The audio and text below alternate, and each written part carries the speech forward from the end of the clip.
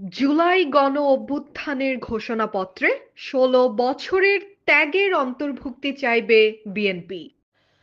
২০২৪ সাল ছিল টি-টোয়েন্টি বিশ্বকাপ ও অনেকগুলো টেস্টের বছর। নারী পুরুষ মিলিয়েই দেশের ক্রিকেটে ছিল অনেক ব্যস্ততা। ঠাসা সূচি আছে ২০২৫ সালেও। তবে নতুন বছরে ওয়ানডে সংস্করণে আছে বেশি খেলা, আছে বড় আসর। এই বছর আবার টেস্টের সংখ্যা কম বাংলাদেশের। জাতীয় ঐক্যমতের ভিত্তিতে জুলাই গণ অভ্যুত্থানের ঘোষণাপত্র তৈরির যে দায়িত্ব অন্তর্বর্তী সরকার নিয়েছে, সেটাকে সমর্থন করে সব রাজনৈতিক দল।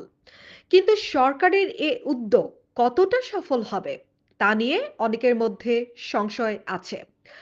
তবে রাজনৈতিক দলগুলো মনে করছে, গণ অভ্যুত্থানে নেতৃত্ব দেওয়া ছাত্রদের পক্ষ থেকে জুলাই বিপ্লবের ঘোষণাপত্র দেওয়া নিয়ে হঠাৎ রাজনৈতিক অঙ্গনে যে উত্তেজনার সৃষ্টি হয়েছিল তা থেমেছে।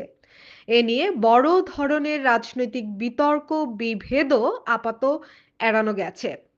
এখন প্রশ্ন উঠেছে, গণ অভ্যুত্থানের ঘোষণাপত্র কিভাবে তৈরি হবে, এই ঘোষণাপত্রে কি কি থাকবে।